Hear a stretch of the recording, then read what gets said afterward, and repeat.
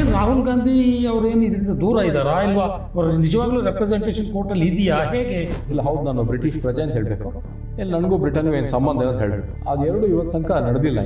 ಹಲವಾರು ಸಾಕ್ಷ್ಯಾಧಾರಗಳನ್ನ ನಾಶಪಡಿಸಲಿಕ್ಕೆ ಅವ್ರು ಪ್ರಯತ್ನ ಪಟ್ಟಾರೆ, ಯಾರು ಆಪೋಸಿಟ್ ಪಾರ್ಟಿ. ಈ ವಿಚಾರದಲ್ಲಿ ಕೇಂದ್ರ ಸರ್ಕಾರ ಸ್ವಲ್ಪ ವಿಳಂಬ ಮಾಡ್ತಿದೆ ಅನ್ನುವಂಥ ಒಂದು ಭಾವನೆ ಇದೆ. ಇಲ್ಲ, ಯಾಕಂದ್ರೆ ಇದು ಎರಡು ದೇಶಗಳ ಮಧ್ಯೆ ನಡೀತಾ ಇರೋ ಒಂದು ಕಮ್ಯುನಿಕೇಶನ್. ಇದು ಏನಾದರೂ ನಿಮ್ಮ ಪರವಾಗಿ ಆದರೆ what would be the implications on Rahul Gandhi? ನಮ್ಮ ದೇಶದ ವಿರುದ್ಧ ಯಾರು ಕೆಲಸ ಮಾಡ್ತಾರೆ ಎಲ್ಲ ನಾನೇ ನಿಮಗೆ. ರಾಹುಲ್ ಗಾಂಧಿ ಅವರ ಮೇಲೆ ಏನು ಪರಿಣಾಮ ಆಗುತ್ತೆ ಇದು ಕೇಸ್ ಆದರೆ? ಈ ಕೇಸು ಅವ್ರ ವಿರುದ್ಧವಾಗಿ ಆದರೆ ಭಾರತೀಯ ಪೌರತ್ವ ರದ್ದಾಗುತ್ತೆ. ಅಂಡರ್ ಪಾಸ್ಪೋರ್ಟ್ ಆಕ್ಟ್ ಅವ್ರ ಬಗ್ಗೆ ಕ್ರಿಮಿನಲ್ ಮೊಕದ್ದಮೆನ ದಾಖಲು ಮಾಡ್ತಾರೆ.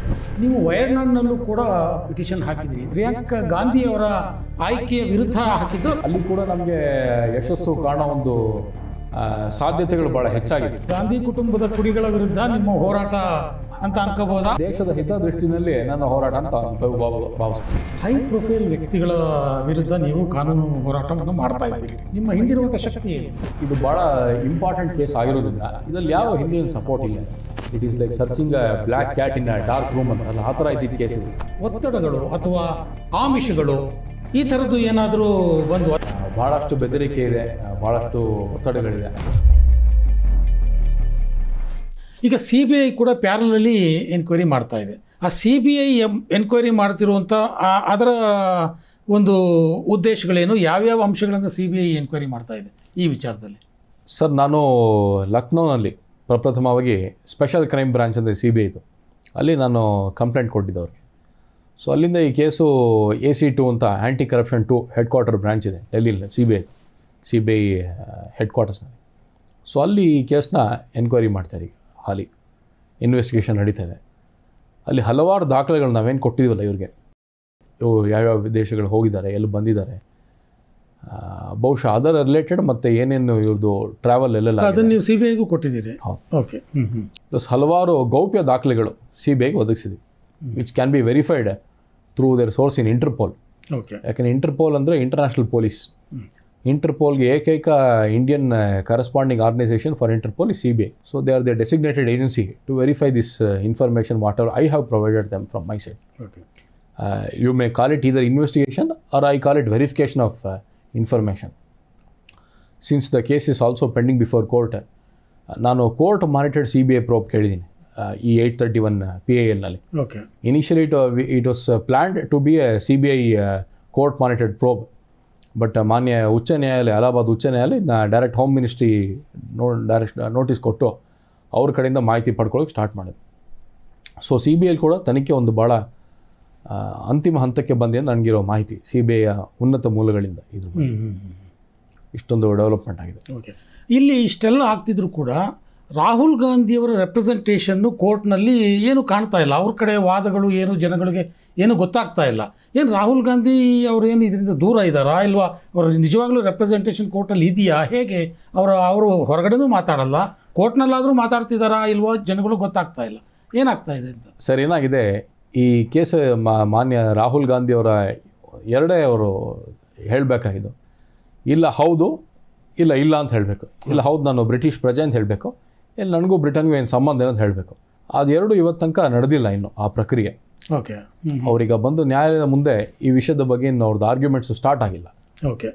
ಭಾಳ ಮುಖ್ಯವಾದ ವಿಷಯ ತಾವು ಪಾಯಿಂಟ್ ರೈಸ್ ಮಾಡಿದ್ರೆ.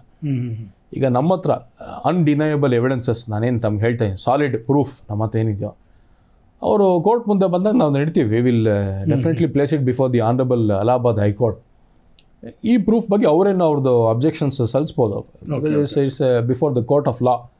ಅವ್ರು ಸಲ್ಲಿಸ್ಲಿಕ್ಕೆ ಅವ್ರಿಗೆ ಅವಕಾಶ ಇದ್ದೇ ಇರುತ್ತೆ. ಇಲ್ಲ ಹೌದು ಅನ್ಬೇಕು, ಇಲ್ಲ ಇಲ್ಲ ಅನ್ಬೇಕು. ಅವರು ಹೌದು ನಾನು ಬ್ರಿಟಿಷ್ ಪ್ರಜೆನ ಒಪ್ಕೊಂಡ್ರೆ ಅಲ್ಲಿ ಕೇಸ್ ಮುಗಿಯುತ್ತೆ ಅಲ್ಲಿಗೆ. ಇಲ್ಲ ನಾನು ಬ್ರಿಟಿಷ್ ಪ್ರಜೆ ಅಲ್ಲ ಅಂದರೆ ನಮ್ಮ ಹತ್ರ ಇರೋ ಎಲ್ಲ ಸಾಕ್ಷ್ಯಾಧಾರಗಳು ಮತ್ತು ಸಾಕ್ಷಿಗಳು, ಎವಿಡೆನ್ಸಸ್ಗಳು, ಪ್ರೂಫ್ಗಳು, ಫೋಟೋಗ್ರಾಫ್ಗಳು, ಇನ್ಫಾರ್ಮೇಷನ್ಗಳು, ಡೀಟೇಲ್ಸ್ಗಳು, ವಿಡಿಯೋಗಳು ನಾವೆಲ್ಲ ನ್ಯಾಯಾಲಯದ ಮುಂದೆ ನಾವು it is A very interesting period of the case. ಆ ಸ್ಟೇಜಿಗೆ ಬಂದಾಗ ಅವರು ಮಾನ್ಯ ನ್ಯಾಯಾಲಯದ ಮುಂದೆ ಬಂದಾಗ ನಮ್ಮ ಹತ್ರ ಸಾಕ್ಷ್ಯಾಧಾರಗಳನ್ನ ಅವ್ರು ಹೆಂಗೆ ಅವರು ಡಿಸೋನ್ ಮಾಡ್ಕೊತಾರೆ, ಡಿಸ್ಪ್ರೂವ್ ಮಾಡ್ತಾರೆ.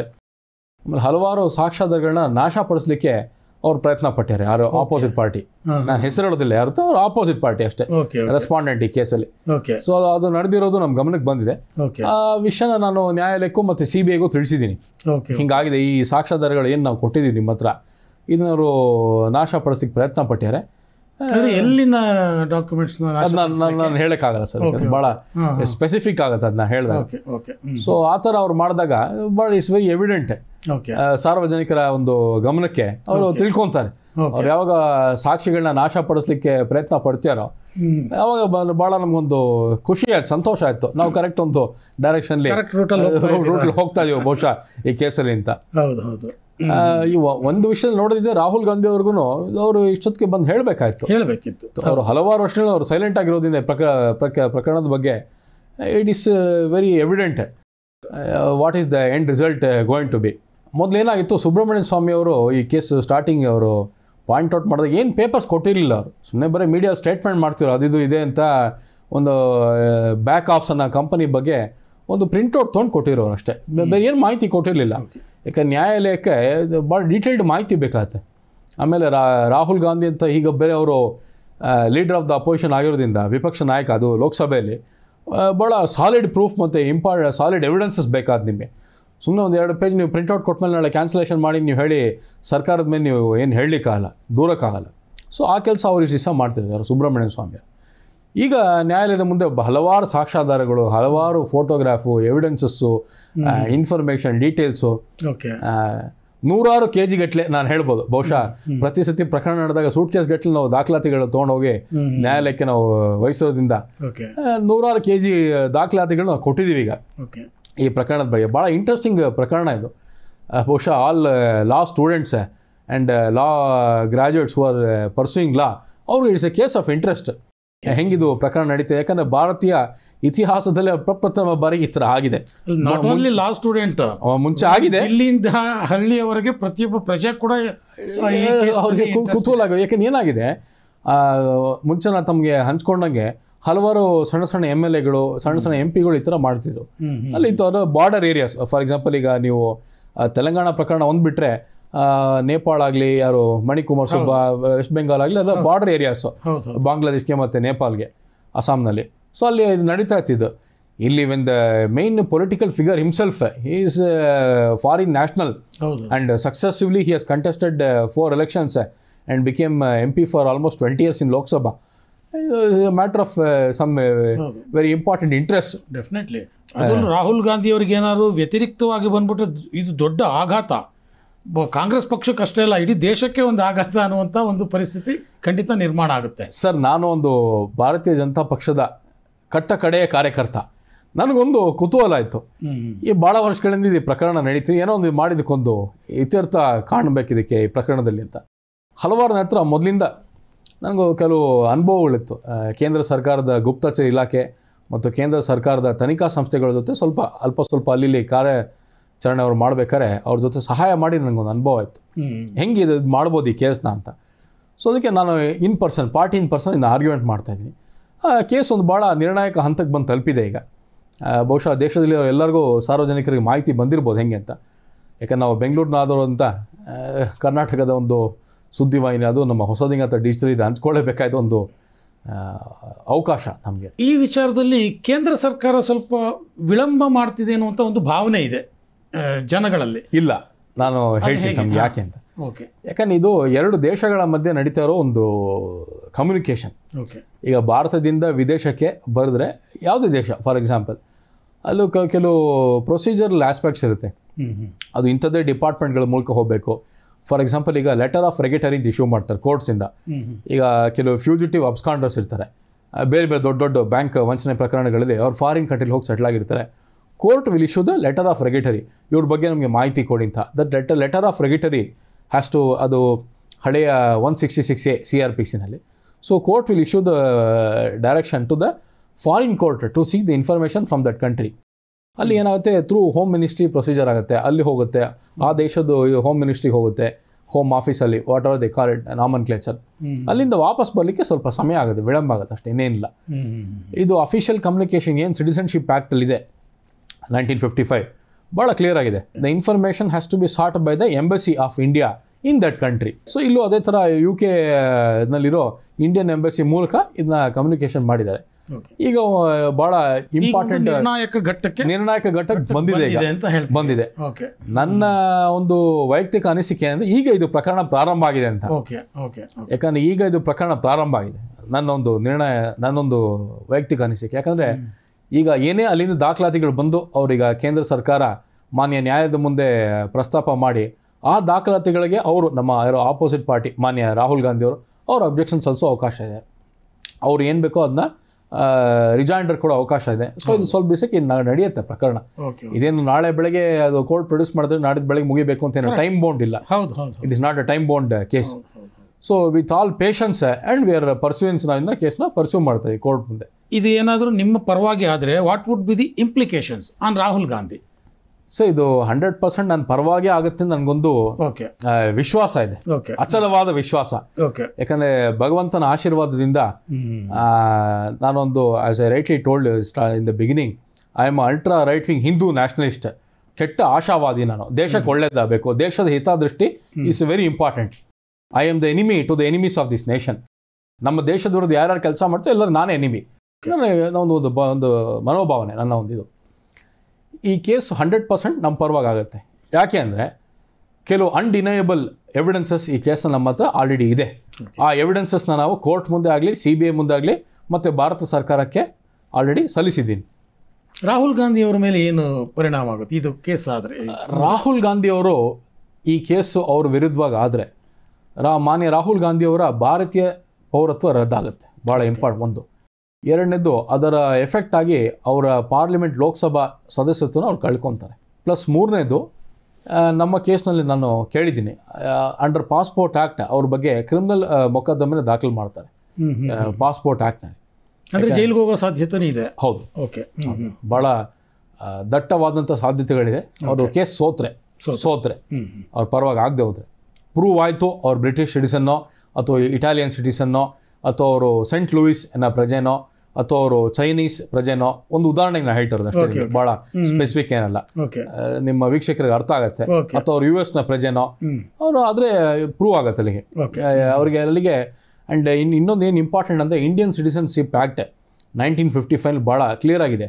ಸೆಕ್ಷನ್ 9(2), ರೂಲ್ 40 (2), ಶೆಡ್ಯೂಲ್ 3 ಏನು, ತಾವು ಯಾವುದೇ ದೇಶದ ಪೌರತ್ವ ತಾವು ತೊಗೊಂಡ ತಕ್ಷಣ ಆಟೋಮ್ಯಾಟಿಕ್ಲಿ ತಮ್ಮ ಇಂಡಿಯನ್ ಪೌರತ್ವ, ಭಾರತೀಯ ಪೌರತ್ವ ತನ್ನಿಂದ ತಾನೇ ಆ ತಕ್ಷಣವೇ ರದ್ದಾಗುತ್ತದೆ ಅಂತ. So automatically it lapses. ಈಗ ಬಹುಶಃ ಗೌರ್ಮೆಂಟ್ ಏನು ಹೊಸ ಆರ್ಡರ್ ಇಶ್ಯೂ ಮಾಡಬೇಕಂತೂ ಇಲ್ಲ ಇದರಲ್ಲಿ.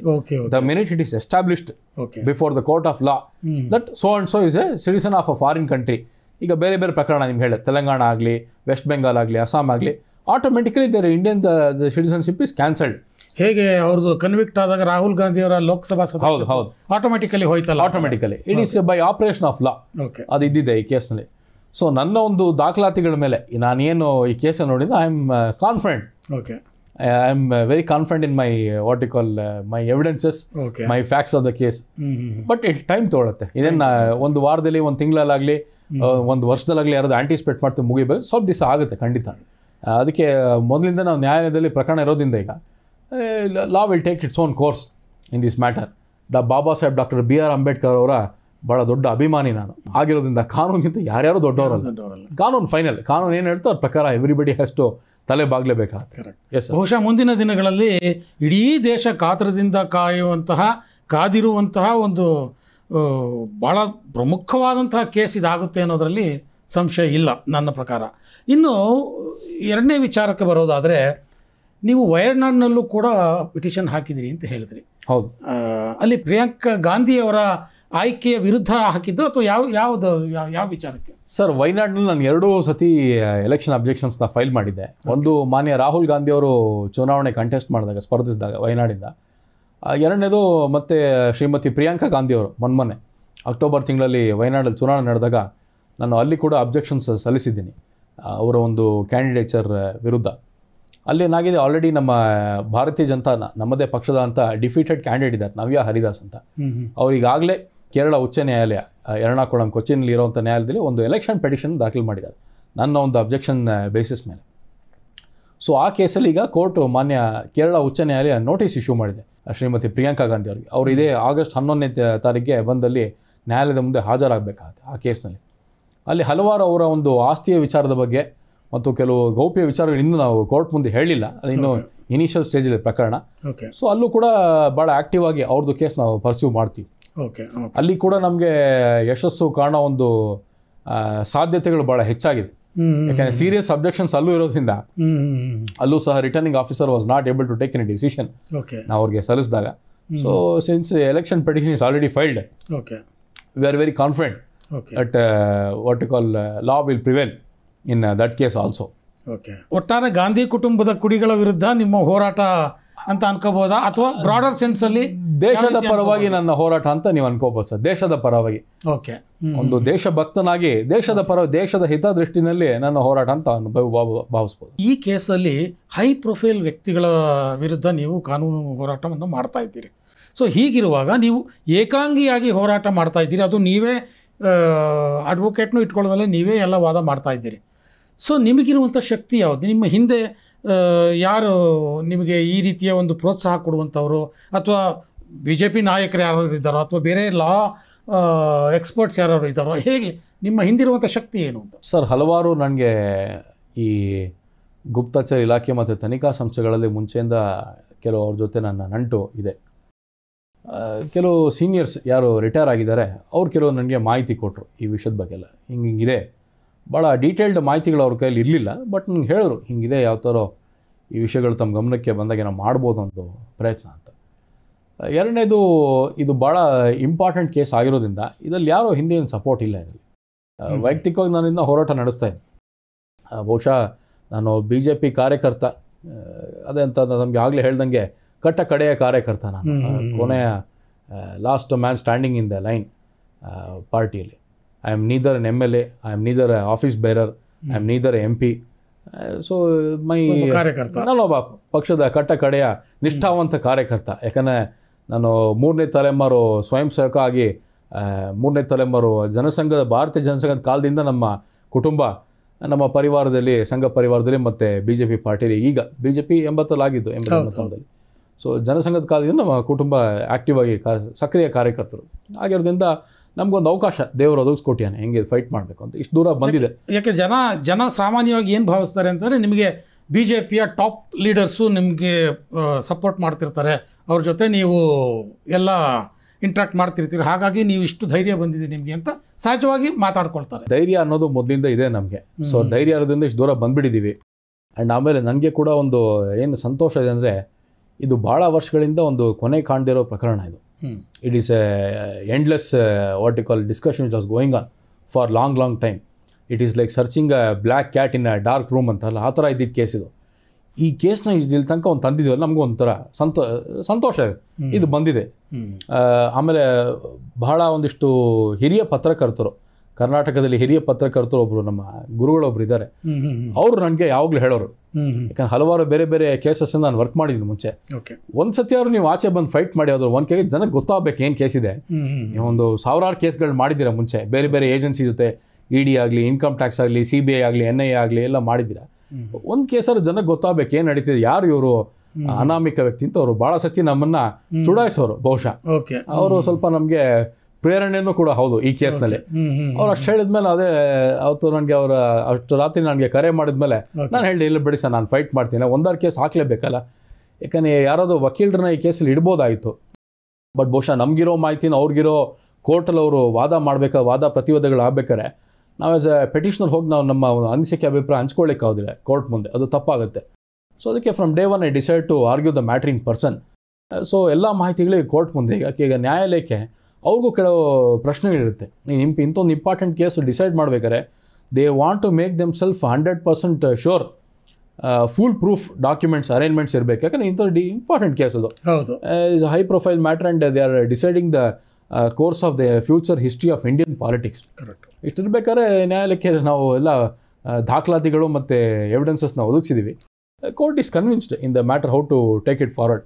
ಪ್ಲಸ್ ಮೇನ್ ಅಡ್ವಾಂಟೇಜ್ ನಮಗೇನಾಗಿದೆ, UK ಸರ್ಕಾರದಿಂದ ಡೈರೆಕ್ಟ್ ಕಮ್ಯುನಿಕೇಷನ್ ಬಂದಿದೆ ನಮಗೆ ಕೇಸಲ್ಲಿ. 2022 ನಾನು ಆಗಲೇ ಹೇಳ್ದಂಗೆ VSS ಶರ್ಮಾ ಅವರು, ಮಾನ್ಯ ನಮ್ಮ ಭಾಳ ಹಿರಿಯರವರು, ಅವ್ರಿಗೆ ಇದು ಕಮ್ಯುನಿಕೇಷನ್ ನಡೆದ್ರಿಂದ ನಮಗೆ ಭಾಳ ಕನ್ಫರ್ಮ್ ಆಯಿತು ಇದು we are going the right track. ಇದು ಇದ್ದೇ ಇದೆ. Rahul Gandhi is having A British nationality ಅಂತ. ಪ್ಲಸ್ ಈಗ ಮಾನ್ಯ ಭಾರತ ಸರ್ಕಾರ ಅಲಹಾಬಾದ್ ಮಾನ್ಯ ಉಚ್ಚ ನ್ಯಾಯಾಲಯದ ನಿರ್ದೇಶನದ ಮೇರೆಗೆ ಅವ್ರು ಕೂಡ ಪತ್ರ ಬರೆದಿದ್ದಾರೆ. ಅಲ್ಲಿಂದ ಕೂಡ ಕೆಲವು ಮಾಹಿತಿಗಳು ಬಂದಿದೆ ಈಗ, undeniable facts and information evidences. So ಅದ್ರ ಮೇಲೆ I think government will definitely present the same before the court. Court will take the further direction and action in the matter sir. ಅಂದರೆ ಈ ಕೇಸು ನಡೆಸುವಾಗ ಆಗಲೇ ಹೇಳಿದಾಗೆ ಇಡೀ ಭಾರತದ ರಾಜಕಾರಣದ ದಿಕ್ಕನ್ನೇ ಬದಲಿಸುವಂಥ ಈ ಕೇಸ್ ನೀವು ನಡೆಸ್ತಾ ಇದ್ದೀರಿ. ಆ ಕಡೆಯಿಂದ ಒತ್ತಡಗಳು ಅಥವಾ ಆಮಿಷಗಳು ಈ ಥರದ್ದು ಏನಾದರೂ ಬಂದು, ಅಥವಾ ಬೆದರಿಕೆಗಳು ಈ ಥರದ್ದು ಏನಾದರೂ ಪರೋಕ್ಷವಾಗಿ ಅಥವಾ ಪ್ರತ್ಯಕ್ಷವಾಗಿ ಏನಾದರೂ? ಬೆದರಿಕೆಗಳು ಮತ್ತು ಒತ್ತಡಗಳು ನಿರಂತರವಾಗಿ ಇದ್ದಿದೆ. ಓಕೆ, ಮೊದಲನೇ ಬಹಳಷ್ಟು ಬೆದರಿಕೆ ಇದೆ, ಬಹಳಷ್ಟು ಒತ್ತಡಗಳಿದೆ ಆ ಕಡೆಯಿಂದ. ಆಮಿಷಗಳಂತ ಏನಿಲ್ಲ ಇವತ್ತು. ಒತ್ತಡ ಮತ್ತು ಬೆದರಿಕೆ ರೂಪದಲ್ಲಿ ಬಹಳಷ್ಟು ಬರ್ತಾ ಇದೆ, ದಿನನಿತ್ಯ ಬರುತ್ತೆ. ಅದನ್ನು ಹೇಗೆ ರಿಸೀವ್ ಮಾಡ್ತೀರಿ, ಹೇಗೆ ಅದನ್ನು ಫೇಸ್ ಮಾಡ್ತೀರಿ? It is part of the job. ಯಾಕಂದ್ರೆ ಇಷ್ಟೊಂದು important high profile high risk matter ಇದು. ಇದು ನಾವು ಕೈ ಹಾಕಿರ್ಬೇಕಾದ್ರೆ ಫಸ್ಟೇ ನಾನು ಅಂದ್ಕೊಂಡೆ ಇದು ಮಾಡಬೇಕಲ್ಲ ಅಂತ. ಮಾಡೋಕ್ಕೆ ಶುರು ಮಾಡಿದ್ಮೇಲೆ it has become normal routine. Highest threat ಇದೆ, ಸೆಕ್ಯೂರಿಟಿ ಥ್ರೆಟ್ ಇದೆ. ಅವರು ಆಮೇಲೆ ಆ ಕಡೆ ರೆಸ್ಪಾಂಡೆಂಟ್ ಅವರ ವೆಲ್ ವಿಷರ್ಸ್ ಯಾರಿದ್ದಾರೆ, ಅವ್ರ ಪರವಾಗಿರೋರು ಯಾರಿದ್ದಾರೆ, ಅವ್ರ ಕಾರ್ಯಕರ್ತರು ಎಲ್ಲ constant threat is there in this case. We have to live with it. ಮೊದಲ ಬಾರಿಗೆ ಕ್ಯಾಮ್ರಾ ಮುಂದೆ ಬಂದು ಮಾತಾಡಿದ್ದೀರಿ, ಹಾಗಾಗಿ ಬಹುಶಃ ದೇಶದ ಜನರ ಬೆಂಬಲ ಕೂಡ ನಿಮಗೆ ನೈತಿಕವಾಗಿ ಖಂಡಿತ ಸಿಗುತ್ತೆ. ನಿಮ್ಮ ಹಾದಿ ಸರಿಯಾದ ದಿಕ್ಕಿನಲ್ಲಿದೆ ಅಂತ ವೀಕ್ಷಕರಿಗೆ ಅನಿಸಿದ್ರೆ ಖಂಡಿತವಾಗಿ ವೀಕ್ಷಕರ ಅಥವಾ ದೇಶದ ಜನರ ಬೆಂಬಲವು ಬಹುಶಃ ಸಿಗಬಹುದು ಅನ್ನುವಂಥ ನಿರೀಕ್ಷೆ ಕೂಡ ನಂದು. ಇಲ್ಲಿವರೆಗೆ ಬಂದು ಈ ಪ್ರಕರಣದ ಬಗ್ಗೆ ಮೊಟ್ಟ ಮೊದಲ ಬಾರಿಗೆ ಒಂದು ಕ್ಯಾಮ್ರಾ ಮುಂದೆ ಮಾತನಾಡಿ ವೀಕ್ಷಕರಿಗೆ ತಿಳಿಸಬೇಕಾದಂಥ ವಿಚಾರಗಳನ್ನು ವೀಕ್ಷಕರ ಜೊತೆ ಹಂಚಿಕೊಂಡಿದ್ದೀರಿ. ನಿಮಗೆ ಧನ್ಯವಾದಗಳು ವಿಘ್ನೇಶ್ ಅವರೇ. ತುಂಬ ಧನ್ಯವಾದ ಸರ್. ನನಗೆ ಒಂದು ಈ ಅವಕಾಶ ಕೊಟ್ಟು ತಮ್ಮ ಹೊಸದಿಂಗಂಥ ಡಿಜಿಟಲ್ ವಾಹಿನಿಯ ವೀಕ್ಷಕರಿಗೆ ಹಲವಾರು ಈ ಪ್ರಕರಣಗಳ ವಿಷಯಗಳ ಬಗ್ಗೆ ಒಂದು ಅವ್ರಿಗೆ ಎಕ್ಸ್ಪ್ಲನೇಷನ್ ಕೊಟ್ಟಿದ್ದಕ್ಕೆ, ನಮ್ಗೆ ಅವಕಾಶ ಕೊಡೋಕ್ಕೆ ತಮ್ಮ ಕೂಡ ಧನ್ಯವಾದಗಳು ನಮ್ಮ ಕಡೆ. Thank you. ನಮಸ್ಕಾರ.